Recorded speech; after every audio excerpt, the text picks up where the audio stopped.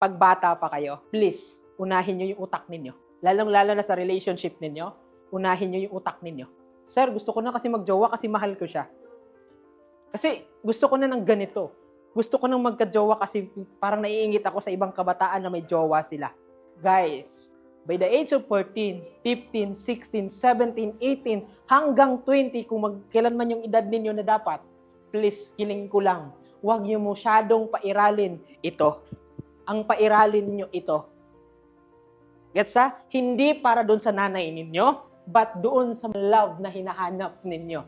Bakit? Pwede kayong mapahamak kapag ito yung inuna ninyo. Medyo may pilosopo to, pero parang may katotohanan siya. Bakit ba nilagay ng Panginoon yung utak natin sa taas? Di ba mas nasa taas yung ulo? So, ibig sabihin, possible, mangingibabaw siya. Kahit nga sa drawing ng utak, ano ang drawing ng utak? Hindi ko kabisado lahat pero ganito. Di ba ganyan? This is your prefrontal cortex that assign in your what? Ano?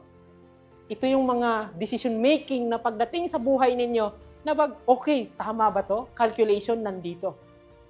Pero pag-ibig nandito. Maliit lang yan siya, pero mas malakas, mas powerful yan siya minsan sa prefrontal cortex ninyo. Kasi bakit? Ito yung una nyong ginagamit.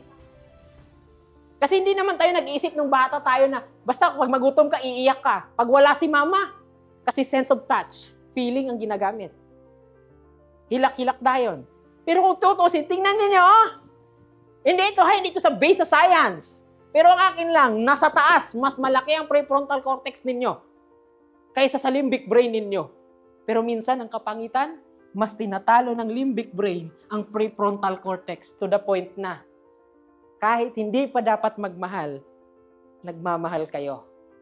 Guys, ulitin ko. By the age of 15, 16, 14, pataas, to the point na magmamatured kayo, isang tabi nyo muna in terms of relationship na hinahanap ninyo.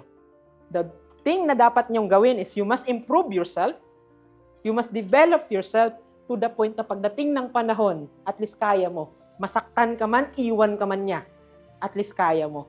Hindi yung tipo ba na mag-asawa ka ng 14 pag nabuntis ka, sama-sama ka kahit saan ang asawa. To the point na pambili ng asin, hihintayin mo pa siya. You must think. Gamitin nyo ito. Itong pinaka-powerful na regalo sa inyo ng nasa taas. Guys, by the age of 14, 15, 16, 17, 18, please, hiling ko lang, huwag nyo masyadong pairalin ito. Ang pairalin nyo ito. Gets ha? Hindi para doon sa nanay ninyo, but doon sa love na hinahanap ninyo. Bakit? Pwede kayong mapahamak kapag ito yung inuna ninyo.